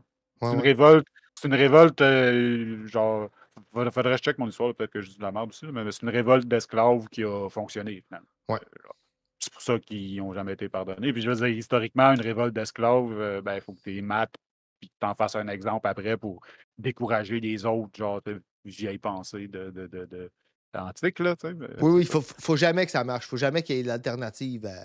Fait que c'est ça, mais c'est tout un pays. Fait que il y a encore une pensée absolument punitive là, vis-à-vis d'Haïti dans la communauté internationale. Là. Alors, c'est- ils vont jamais leur permettre d'être indépendants puis de réussir par eux-mêmes parce que là, ça ferait un exemple. Tu sais, ils veulent pas, genre, ils voudraient pas que ça soit comme Cuba non plus, là, tu sais, parce que genre, Cuba, c'est pas toujours parfait, là, mais pendant un bout, c'est un exemple de solution parallèle, mettons. Là, tu sais. Don Genre, en tout cas, capitalismo! tu compares à être le terrain de jeu pour les riches américains à genre qu'est-ce qu'ils ont eu comme histoire. Puis je pense que c'est quand même plus genre ben, même en considérant le bien et le mal, c'est quand même pas mal mieux que genre à l'époque de Bautista. Là, tu sais. Non, mais écoute, ben oui, on s'entend. À l'époque de Batista, c'était la poubelle des États-Unis. Mais écoute, moi, je pense que si jamais j'écris une histoire et que j'ai besoin d'un gros capitalisme sale à la Montgomery Burns, je l'appelle Don Capitalismo. Tu sais, Le capitalisme, c'est une mafieux. genre, peu Système importe de c'est quoi la racket. solution, c'est pour ça que peu importe c'est quoi la solution qu'ils présentent pour Haïti, Humanisé le c'est Québec. toujours hyper interventionniste. Là. C'est tout le temps genre, on va y aller puis on va le faire à leur place parce qu'ils sont pas capables tout seuls. Là, tu sais. On va pas juste les aider, là, parce Non, que on n'est pas pour genre. juste plus donner de l'argent. Non, ben, ça prend c'est un peu plus complexe que juste Oui, là, je sais. je fais du cash en ce moment, là, Oui, mais non, non, je c'est sais, une mais. situation, à On- cause que on- justement on- la on- population est beaucoup genre Oui. il manque de biens matériels, Non, il mais manque de je sécurité, il manque de résume, tout. on va pas, je résume ça tu sais, au sens d'on va pas leur donner les ressources de faire eux-mêmes, tu sais, puis de se prendre en main. Non, on va Non. leur dire comment faire, de faire leur place. Tu sais. C'est ça.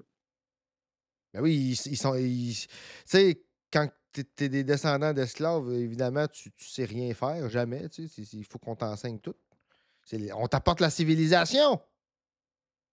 Ils seraient pas capables de ça. Tu serais pas capable de ça. Est une façon de maintenir la dépendance de ces périphéries du capitalisme occidental et se traduit par la perpétuation d'une extraction de richesse sous forme peut-être pas de coton, peut-être pas de sucre, mais de dette. Alors Malcolm X a déclaré dans une phrase célèbre, hein, vous ne pouvez pas avoir le capitalisme sans le racisme. Est-ce que vous êtes d'accord avec ça? Il me semble que si l'on étudie le capitalisme historique, c'est-à-dire non pas tel que les différents théoriciens l'ont pensé jusqu'à il y a peu, il est indéniable qu'il y a eu une nécessité de l'accumulation privative du capital sous une forme coloniale et sous une forme d'extermination et d'appropriation qui, depuis Christophe Colomb jusqu'à l'âge impérial du 19e siècle, jusqu'au nouvel impérialisme aujourd'hui avec l'extractivisme et l'extraction du travail semi-gratuit venu du Sud, il y a une permanence non seulement de la production, mais de la perpétuation du principe d'inégalité raciale. Cela ne veut pas dire que il n'y a pas de système de relations sociales non capitalistes qui ne soit pas racialisant d'une certaine façon. Cela ne signifie pas qu'on est persuadé que si le capitalisme était aboli demain, le racisme disparaîtrait. Il y a différentes modalités, mais ce qui est indéniable, c'est que ce capitalisme qui nous gouverne, avec un ensemble de rapports sociaux qui, avec les différents âges, crise du néolibéralisme, âge mercantile, âge libéral, peut prendre différentes formes, a systématiquement reproduit cette idée d'une civilisation à laquelle il faudrait s'identifier et le principe selon lequel il n'y a pas de meilleure forme d'émancipation qu'un capitalisme peut être domestiqué, alors même que cette extension perpétuelle du champ de l'appropriation est nécessairement productrice de race et productrice de domination, ce qui ne veut pas dire que des peuples non blancs ne peuvent pas eux-mêmes être producteurs. On le voit avec l'Inde de Modi, on le voit d'une certaine façon avec les Ouïghours musulmans, mais fondamentalement, historiquement, le capitalisme qui a inventé et qui a imposé sa matrice mondiale, c'est celui qui est né en Occident à l'âge moderne. Donc, on peut dénier ce que le capitalisme aurait pu faire. Beaucoup de journalistes aujourd'hui disent « Ah oui, mais le capitalisme aurait pu ne pas être esclavagiste, il aurait pu ne pas être colonial ». Il se trouve qu'il l'a été. Est-ce que cette idée de capitalisme et de racisme imprègne toujours la société américaine? Je pense. Il aurait pu, fait qu'on va faire comme s'il ne l'avait pas été. Mais il l'a été, mais ça, c'est pas grave. Il aurait pu, fait.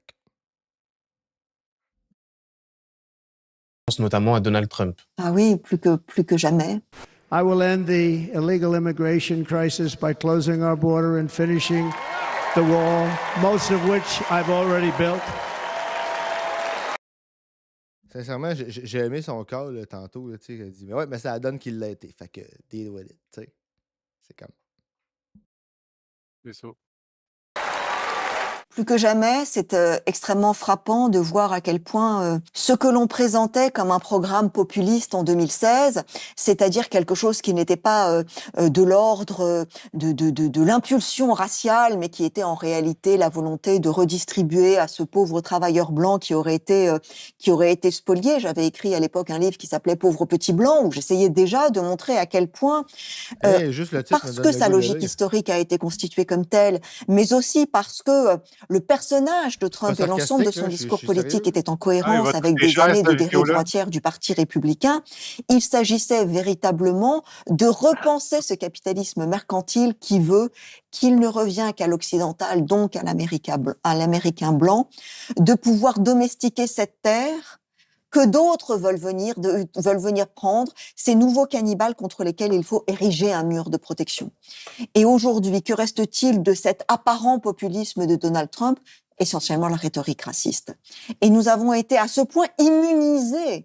Il y a une telle normalisation de ce discours raciste que lorsqu'il parle des mauvais gènes, des gènes néfastes de ces immigrants, lorsqu'il parle de la contamination du sang de l'Amérique, lorsqu'il parle des Haïtiens qui apportent des maladies et qui mangent les chats et les chiens, il y a une volonté presque d'en rire, comme si c'était une espèce de nouveau Beppe Grillo, vous savez, cette espèce de bouffon qui ne croyait pas vraiment au racisme qu'il suscite, sans penser que l'ensemble de ces stimuli racistes, une fois de plus, construisent ce nouveau cannibale, cette figure mythique de celui qui va venir vous trucider dans votre sommeil et vous prendre votre petit capital.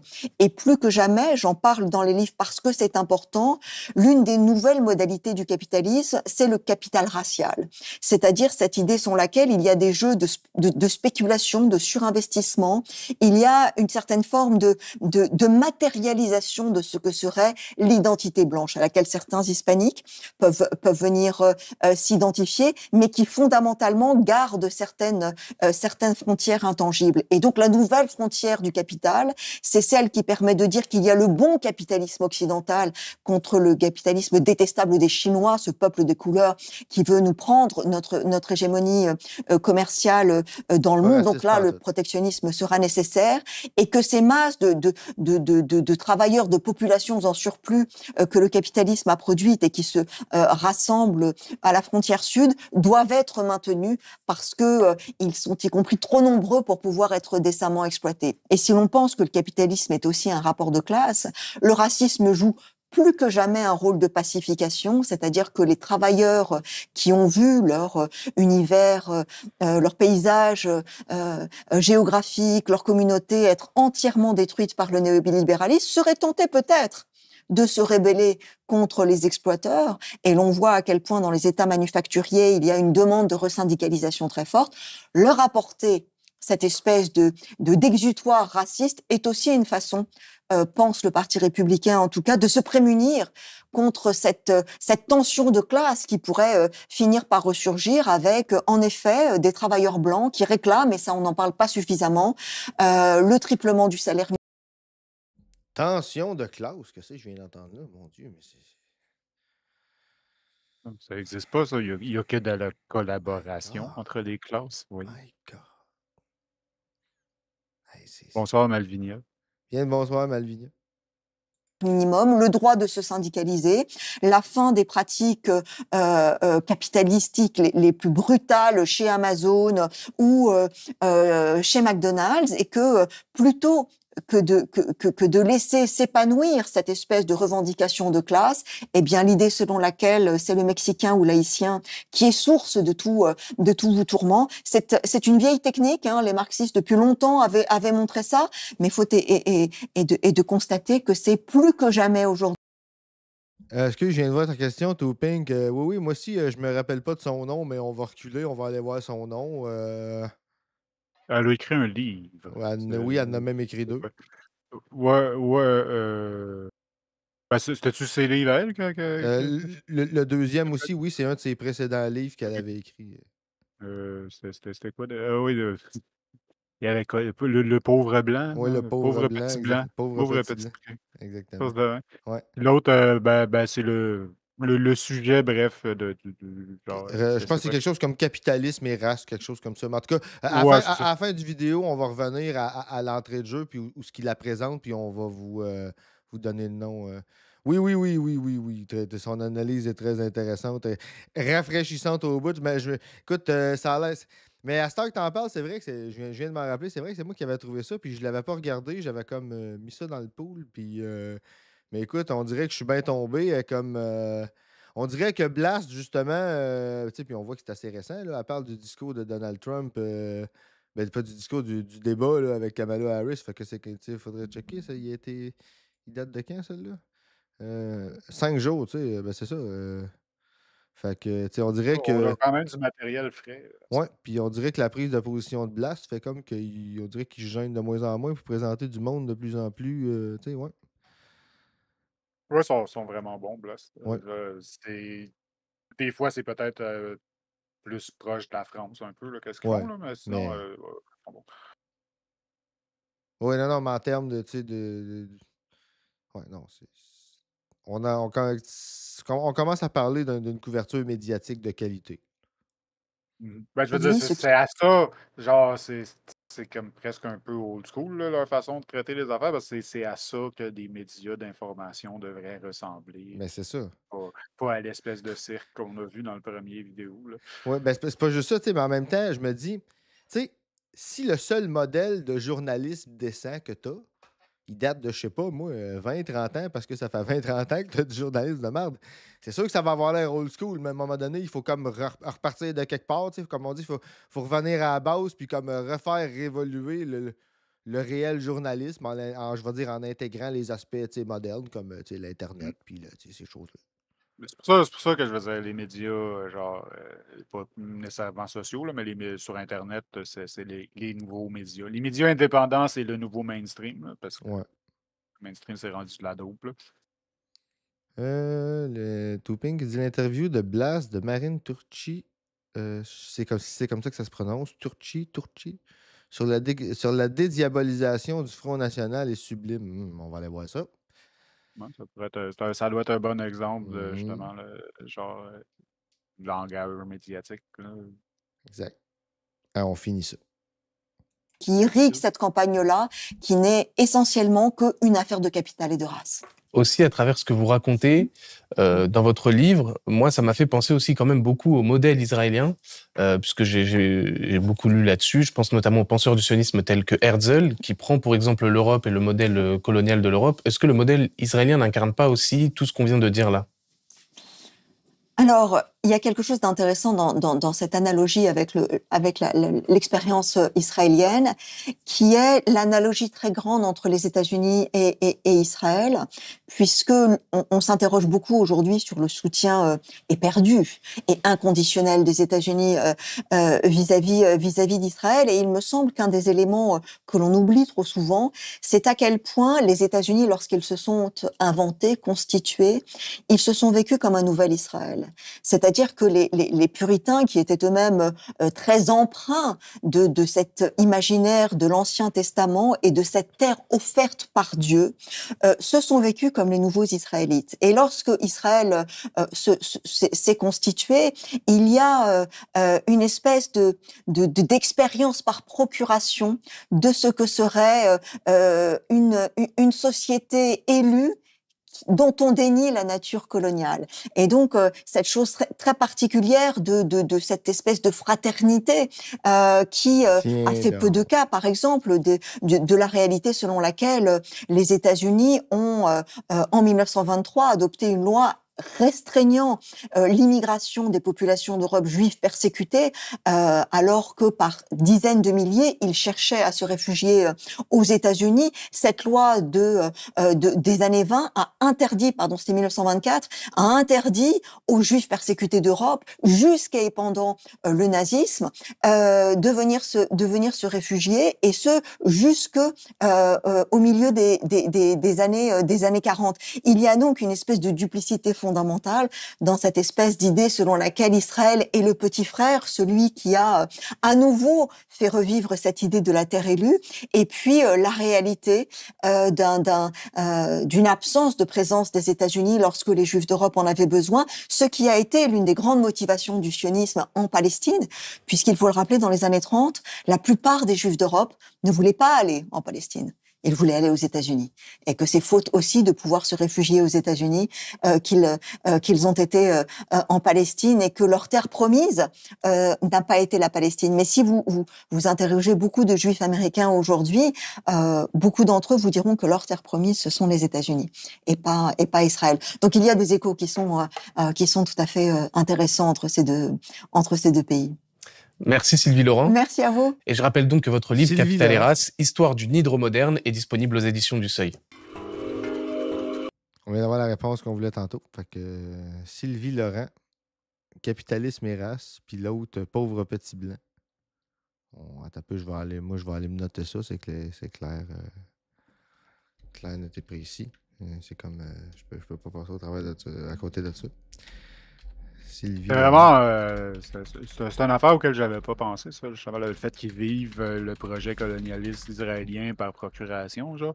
Ça leur permet aussi comme d'exalter, genre, puis de se désaffranchir de la culpabilité du colonialisme en remontrant une espèce de version pure du projet qui leur permet justement de réifier leur propre mythe fondateur national, genre. Ben oui, non, mais écoute, moi, depuis que j'ai vu les parallèles entre... Ça me rend quasiment la larme à l'œil tellement c'est beau, là. Ah ouais. Non, mais écoute, moi, je te dis, depuis que j'ai vu la première fois le parallèle entre le colonialisme américain, nord-américain, même en général, puis celui de l'État d'Israël, je suis comme... je tombe à terre, puis je suis comme... Ouais. C'est comme... C'est tellement ça.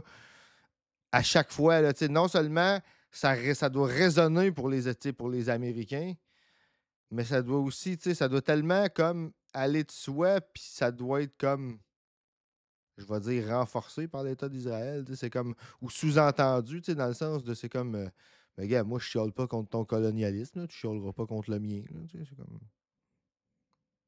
Ouais, c'est ça. Il y a une affinité idéologique, tu sais. Il y a comme... Ouais, moi, c'est comme ça que j'appelle ça, de l'affinité idéologique. On est comme, genre, tout, main dans la main jusqu'en enfer. On va vous laisser. On va vous laisser. On va faire une pause. avant d'amorcer le programme principal de la soirée. Avec une toune de Too Pink, écoute, ça a l'air que c'est du trickle-down antifascisme, fait que on va aller écouter ça. C'est quand on fait passer un capitaliste à la planche, ça. Trickle down. Moi, je pensais plus, Tomber moi, je pensais plus, dans- moi, je pensais plus à la guillotine, tu sais, parce que trickle-down. Mais en tout cas, Bon. trêve de plaisanterie. Trêve de plaisanterie. On va aller prendre un petit break. Exactement. Fait qu'on vous laisse tout en musique, puis on y revient dans